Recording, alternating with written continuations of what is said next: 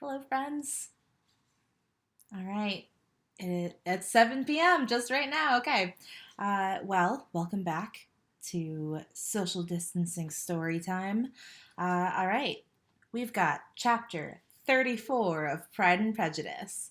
34. Okay, so the last thing that just happened was we were still at Hunsford and Elizabeth was taking a nice walk. Okay, let's rewind a little bit. Darcy came by randomly, just like by himself, just awkwardly talk, I guess. Anyway, after that, Elizabeth kept running into him on her walks, which is weird.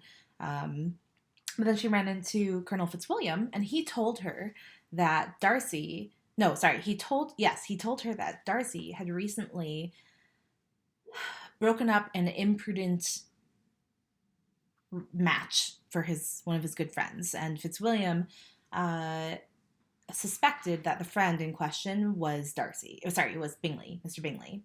So it turns out that Mr. Darcy is the reason for Jane's unhappiness from his meddling. Okay, big news, big revelations. All right, chapter 34. Let's jump back in. Okay, here we go. When they were gone, Elizabeth, as if intending to exasperate herself as much as possible against Mr. Darcy, chose for her employment the examination of all the letters which Jane had written to her since her being in Kent. They contained no actual complaint, nor was there any revival of past occurrences or any communication of present suffering.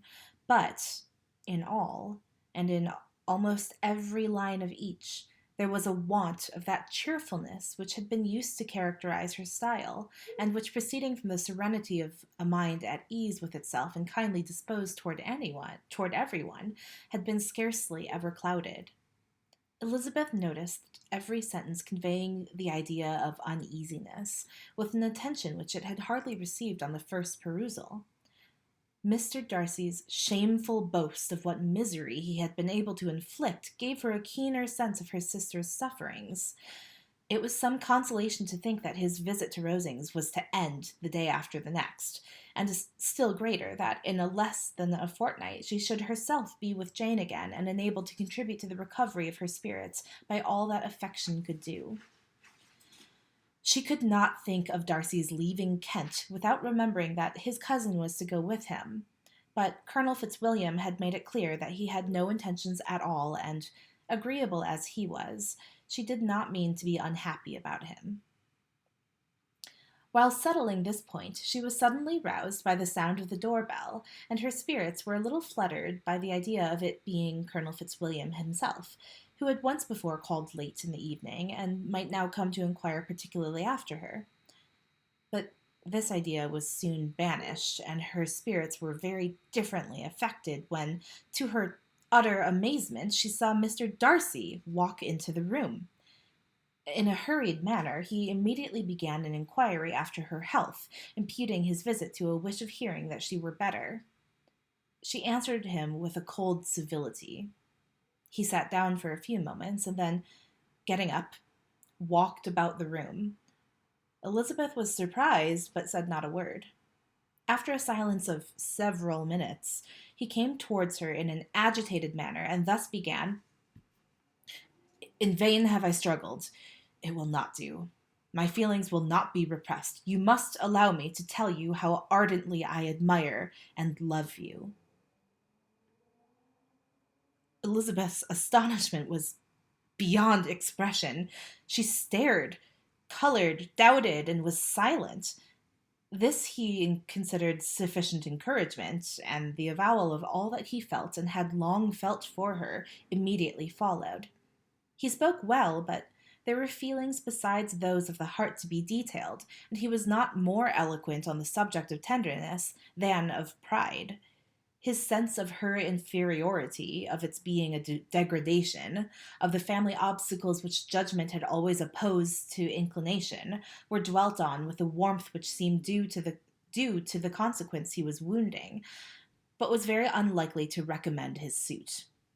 In spite of her deeply rooted dislike, She could not be insensible to the compliment of such a man's affection, and though her intentions did not vary for an instant, she was at first sorry for the pain he was to receive, till, roused to resentment by his subsequent language, she lost all compassion in anger. She tried, however, to compose herself to answer him with patience when he should have done. He concluded with representing to her the strength of that attachment which, in spite of all his endeavors, he had found impossible to conquer, and with expressing his hope that it would now be rewarded by her acceptance of his hand. As he said this, she could easily see that he had no doubt of a favorable answer. He spoke of apprehension and anxiety, but his countenance expressed real security. Such a circumstance could only exasperate farther, and when he ceased, the color rose into her cheeks, and she said, "In such cases as this, it is, I believe, the established mode to express a sense of obligation for the sentiments avowed, however unequally they may be returned. It is natural that obligation should be felt, and if I could feel gratitude, I would now thank you, but I cannot. I have never desired your good opinion, and you have certainly bestowed it most unwillingly. I'm sorry to have occasioned pain to anyone. It has been most unconsciously done, however, and I hope will be of short duration. The feelings which you tell me have long prevented the acknowledgment of your regard can have little difficulty in overcoming it after this explanation." Mr. Darcy, who was leaning against the mantelpiece with his eyes fixed on her face, seemed to catch her words with no less resentment than surprise. His complexion became pale with anger, and the disturbance of his mind was visible in every feature. He was struggling for the appearance of composure, and would not open his lips till he believed himself to have attained it. The pause was to Elizabeth's feelings dreadful. At length, in a voice of forced calmness, he said, "And this is all the reply which I am to have the honor of expecting. I might perhaps wish to be informed why, with so little endeavor at civility, I am thus rejected, but it is of small importance." "I might as well inquire," replied she, "why with so evident a design of offending and insulting me, you chose to tell me that you liked me against your will, against your reason, and even against your character. Was not this some excuse for incivility, if I was uncivil? But I have other provocations. You know I have. Had not my own feelings decided against you, had they been indifferent, or had they even been favorable, do you think that any consideration would tempt me to accept the man who has been the means of ruining, perhaps forever, the happiness of a most beloved sister?" As she pronounced these words, Mr. Darcy changed color, but the emotion was short, and he listened without attempting to interrupt her while she continued. "I have every reason in the world to think ill of you. No motive can excuse the unjust and ungenerous part you acted there. You dare not, you cannot deny that you have been the principal, if not the only means of dividing them from each other, of exposing one to the censure of the world for caprice and instability, the other to its derision for disappointed hopes, and involving them both in misery of the acutest kind." She paused, and saw with no slight indignation that he was listening with an air which proved him wholly unmoved by any feeling of remorse. He even looked at her with a smile of affected incredulity. "Can you deny that you have done it?" she repeated. With assumed tranquillity, he then replied, "I have no wish of denying that I did everything in my power to separate my friend from your sister, or that I rejoice in my success. Towards him, I have been kinder than towards myself."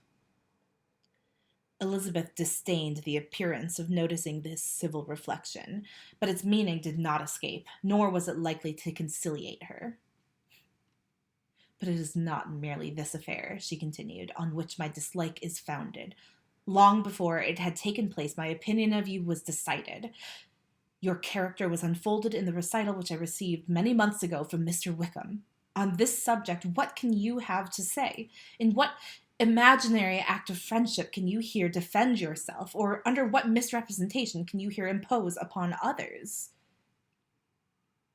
You take an eager interest in that gentleman's concerns, said Darcy in a less tranquil tone and with a heightened color. Who knows what his misfortunes have been can help. Who knows? Sorry, who that knows what his misfortunes have been can help feeling an interest in him. His misfortunes, repeated Darcy contemptuously. Yes, his misfortunes have been great indeed. And of your infliction, cried Elizabeth with energy. You have reduced him to his present state of poverty, comparative poverty. You have withheld the advantages which you must know to have been designed for him. You have deprived the best years of his life of that independence which was no less his due than his desert. You have done all of this, and yet you can treat the mention of his misfortunes with contempt and ridicule. And this, cried Darcy, as he walked with quick steps across the room, is your opinion of me. This is the estimation in which you hold me. I thank you for explaining it so fully. My faults, according to this calculation, are heavy indeed. But perhaps, added he, stopping in his walk and turning towards her, these offenses might have been overlooked had not your pride been hurt by my honest confession of the scruples that had long prevented my forming any serious design. These bitter accusations might have been suppressed had I, with greater policy, concealed my struggles and flattered you into the belief of my being impelled by unqualified, unalloyed inclination, by reason, by reflection, by everything. But disguise of every sort is my abhorrence, nor am I ashamed of the feelings I related. They were natural and just. Could you expect me to rejoice in the inferiority of your connections, to congratulate myself on the hope of relations whose condition in life is so decidedly beneath my own?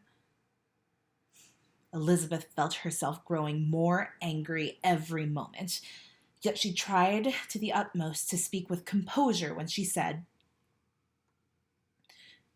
You are mistaken, Mr. Darcy, if you suppose that the mode of your declaration affected me in any other way than as it spared me the concern which I might have felt in refusing you, had you behaved in a more gentlemanlike manner.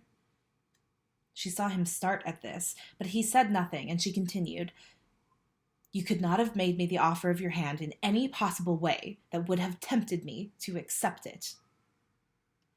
Again, his astonishment was obvious, and he looked at her with an expression of mingled incredulity and mortification. She went on.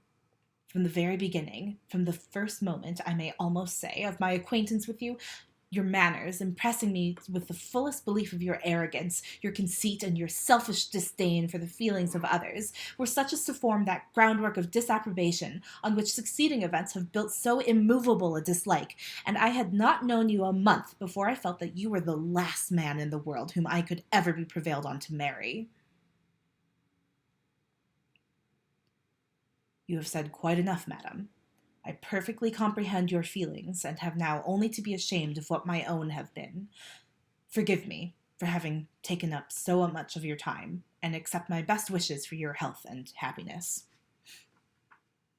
And with these words, he hastily left the room, and Elizabeth heard him the next moment open the front door and quit the house. The tumult of her mind was now painfully great. She knew not how to support herself, and from actual weakness sat down and cried for half an hour. Her astonishment as she reflected on what had passed was increased by every review of it. That she should receive an offer of marriage from Mr. Darcy, that he should have been in love with her for so many months, so much in love as to wish to marry her, in spite of all the objections which had made him prevent his friends marrying her sister, and which must appear at least with equal force in his own case, was most incredible. It was gratifying to have inspired unconsciously so strong an affection, but his pride, his abominable pride, his shameless avowal of what he had done with respect to Jane, his unpardonable assurance in acknowledging, though he could not justify it, and the unfeeling manner in which he had mentioned Mr. Wickham, his cruelty towards whom he had not attempted to deny, soon overcame the pity which the consideration of his attachment had for a moment excited. she continued in very agitating reflections till the sound of Lady Catherine's carriage made her feel how unequal she was to encounter Charlotte's observation, and hurried her away to her room. Oh my gosh. We have to read more. Okay, we're going to do it. Chapter 35. The aftermath of the very unexpected, very insulting proposal. Okay. Elizabeth awoke the next morning to the same thoughts and meditations which had at length closed her eyes. She could not yet recover from the surprise of what had happened. It was impossible to think of anything else, and totally indisposed for employment, she resolved, soon after breakfast, to indulge herself in air and exercise. She was proceeding directly to her favorite walk when the recollection of Mr. Darcy's sometimes coming there stopped her, and instead of entering the park, she turned up the lane, which led her farther from the turnpike road. The park paling was still the boundary on one side, and she soon passed one of the gates into the ground. After walking 2 or 3 times along that part of the lane, she was tempted by the pleasantness of the morning to stop at the gates and look into the park. The 5 weeks which she had now passed in Kent had made a great difference in the country, and every day was adding to the verdure of the early trees. She was on the point of continuing her walk when she caught a glimpse of a gentleman within the sort of grove which edged the park. He was moving that way, and fearful of its being Mr. Darcy, she was directly retreating. But the person who advanced was now near enough to see her, and stepping forward with eagerness, pronounced her name. She had turned away, but on hearing herself called, though in a voice which proved it to be Mr. Darcy, she moved again towards the gate. He had by that time reached it also, and holding out a letter, which she instinctively took, said, with a look of haughty composure, "I have been walking in the grove some time in the hope of meeting you. Will you do me the honor of reading that letter?" And then, with a slight bow, turned again into the plantation and was soon out of sight. With no expectation of pleasure, but with the strongest curiosity, Elizabeth opened the letter, and, to her still increasing wonder, perceived an envelope containing 2 sheets of letter paper written quite through in a very close hand. The envelope itself was likewise full. Pursuing her way along the lane, she then began it. It was dated from Rosings at 8 o'clock in the morning, and was as follows. "Be not alarmed, madam, on receiving this letter, by the apprehension of its containing any repetition of those sentiments or renewal of those offers which were last night so disgusting to you. I write without any intention of paining you or humbling myself, but dwelling on wishes which, for the happiness of both, cannot be too soon forgotten, and the effort which the formation and the perusal of this letter must occasion should have been spared, had not my character required it to be written and read.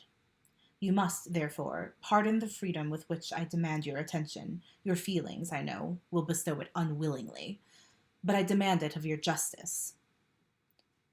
2 offenses of a very different nature, and by no means of equal magnitude, you last night laid to my charge.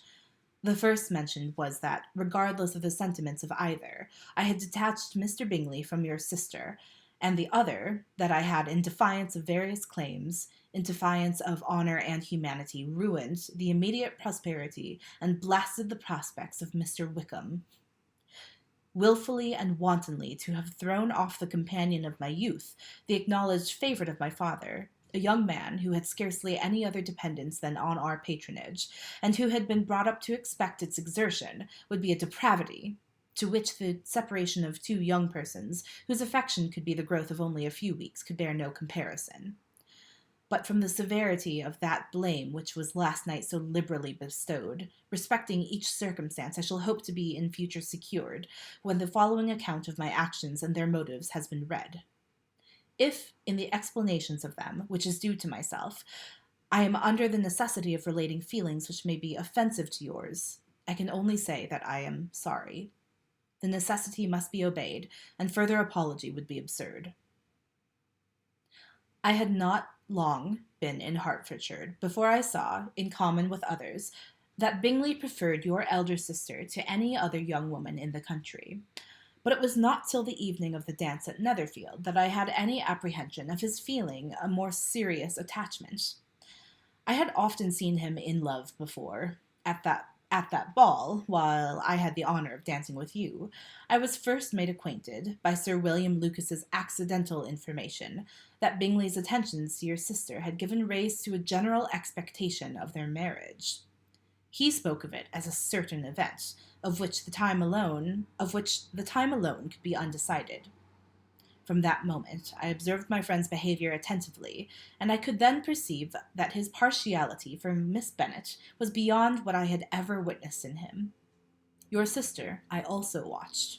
Her look and manners were open, cheerful, and engaging as ever, but without any symptom of peculiar regard, and I remained convinced from the evening's scrutiny that though she received his attentions with pleasure, she did not invite them by any participation of sentiment. If you have not been mistaken here, I must have been in error. Your superior knowledge of your sister must make the latter probable. If it be so, if I had been misled by such error to inflict pain on her, your resentment has not been unreasonable. But I shall not scruple to assert that the serenity of your sister's countenance and air was such as might have given the most acute observer a conviction that, however amiable her temper, her heart was not likely to be easily touched. That I was desirous of believing her indifferent is certain, but I will venture to say that my investigations and decisions are not usually influenced by my hopes or fears. I did not believe her to be indifferent because I wished it. I believed it on impartial conviction, as truly as I wished it in reason.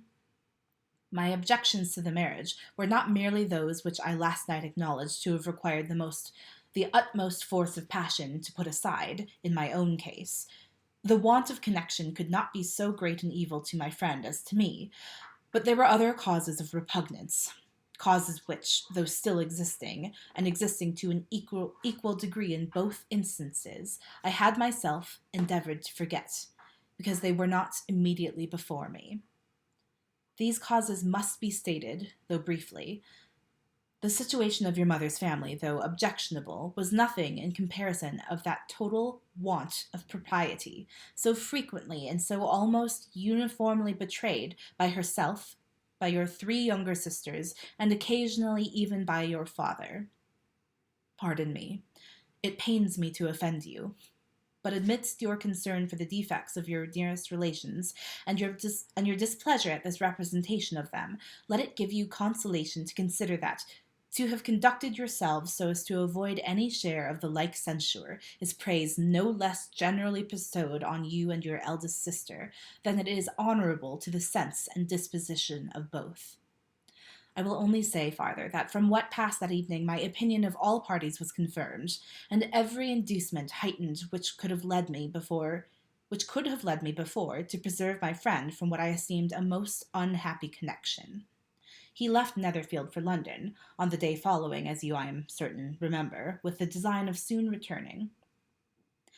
The part which I acted is now to be explained. His sister's uneasiness had been equally excited with my own. Our coincidence of feeling was soon discovered, and, alike sensible that no time was to be lost in detaching their brother, we shortly resolved on joining him directly in London. We accordingly went, and there I readily engaged in the office of pointing out to my friend the certain evils of such a choice. I described and enforced them earnestly. But however this remonstrance might have staggered or delayed his determination, I do not suppose that it would ultimately have prevented the marriage, had it not been seconded by the assurance which I hesitated not in giving, of your sister's indifference. He had before believed her to return his affection with sincere, if not with equal regard. But Bingley has a great natural modesty, with a stronger dependence on my own judgment than on his own. To convince him, therefore, that he had deceived himself was no very difficult point. To persuade him against returning into Hertfordshire, when that conviction had been given, was scarcely the work of a moment. I cannot blame myself for having done thus much. There is but one part of my conduct in the whole affair on which I do not reflect with satisfaction. It is that I condescended to adopt the measures of art, so far as to conceal from him your sister's being in town.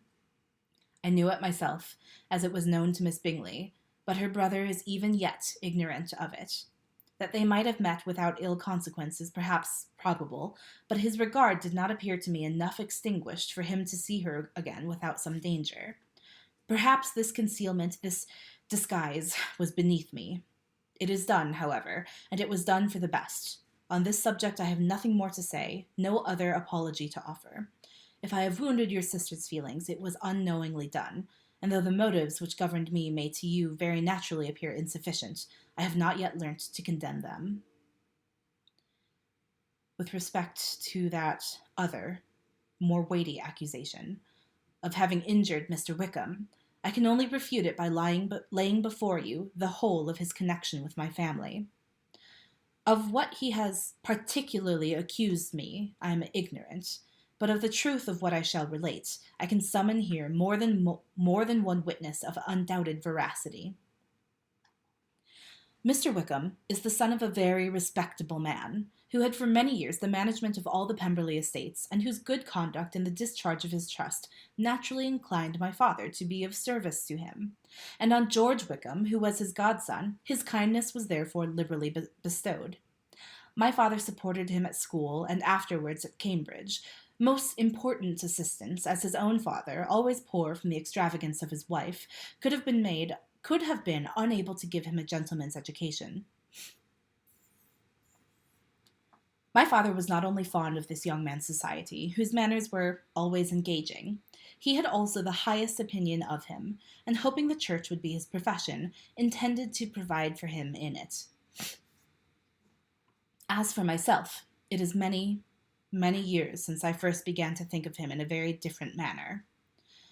The vicious propensities, the want of principle, which he was careful to guard from the knowledge of his best friend, could not escape the observation of a young man of nearly the same age with himself, and who had opportunities of seeing him in unguarded moments, which Mr. Darcy could not have. Here again I shall give you pain. To what degree, you only can tell.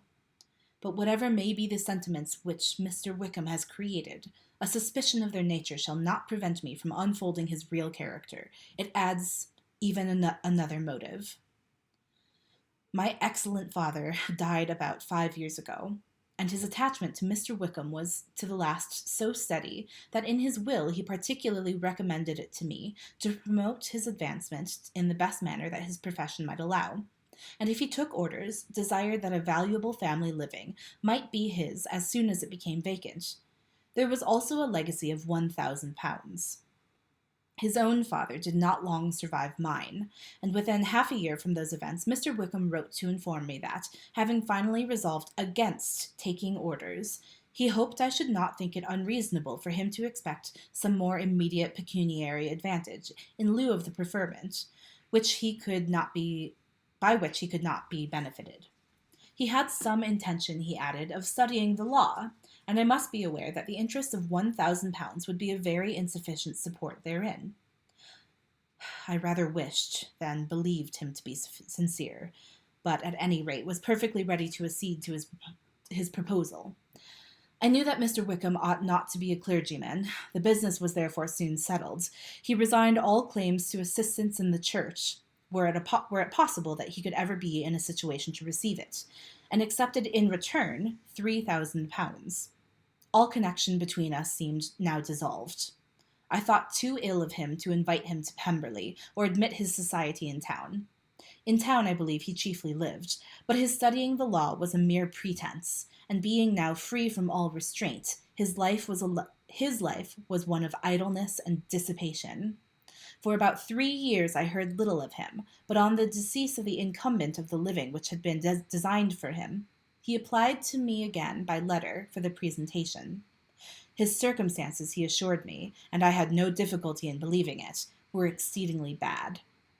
He had found the law a most unprofitable study, and was now absolutely resolved on being ordained, if I would present him to the living in question, of which he trusted there could be little doubt, as he was well assured that I had no other person to provide for, and I could not have forgotten my revered father's intentions.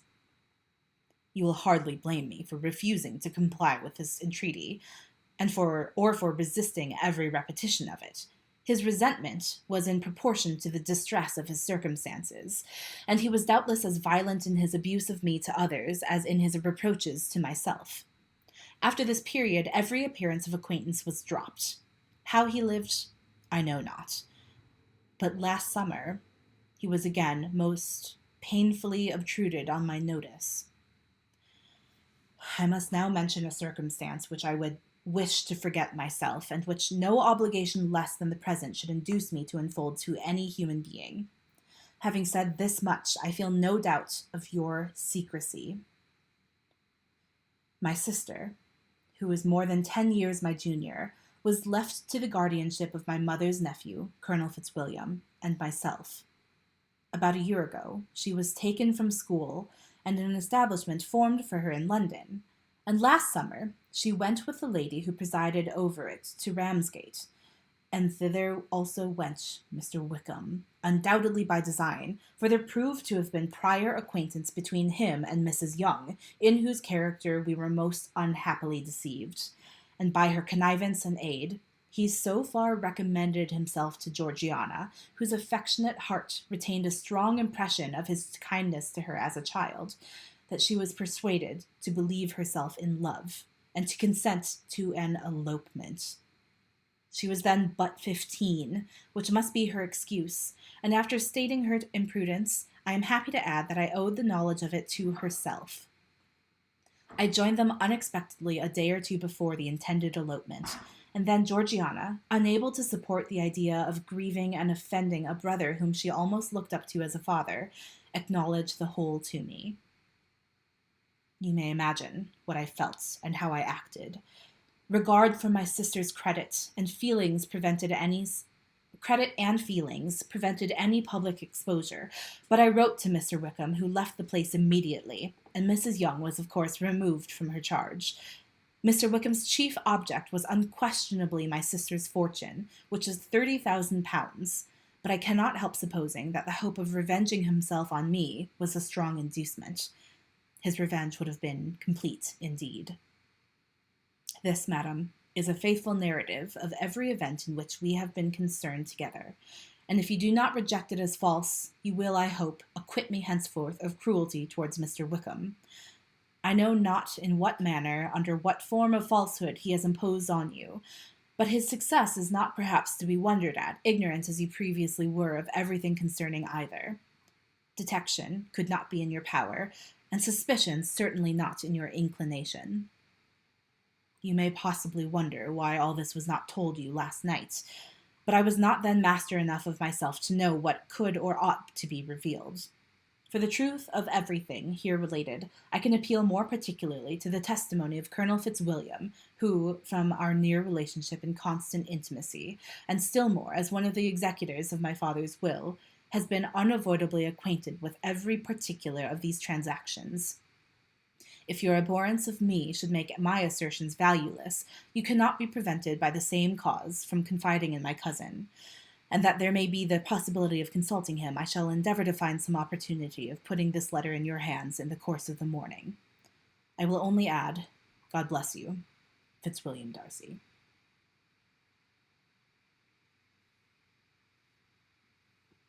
Whoa, okay, that was a lot.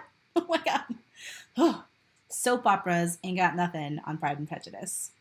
Oh my god. Okay. All right. Okay, friends. Thanks for tuning in. Stuff just got dramatic.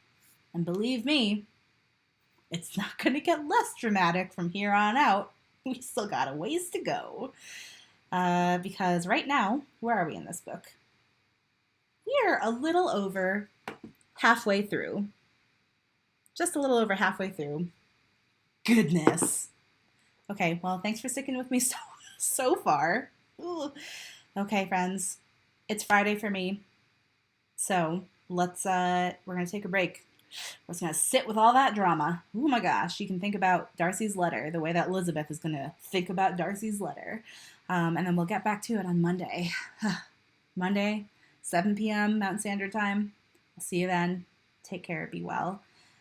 Maybe go outside this weekend. I don't know, if it's nice out where you are, go breathe some fresh air and Let the sun soak into you. It's good for you. Okay. Thanks for tuning in, and I'll see you all on Monday. Enjoy your weekends. Keep well.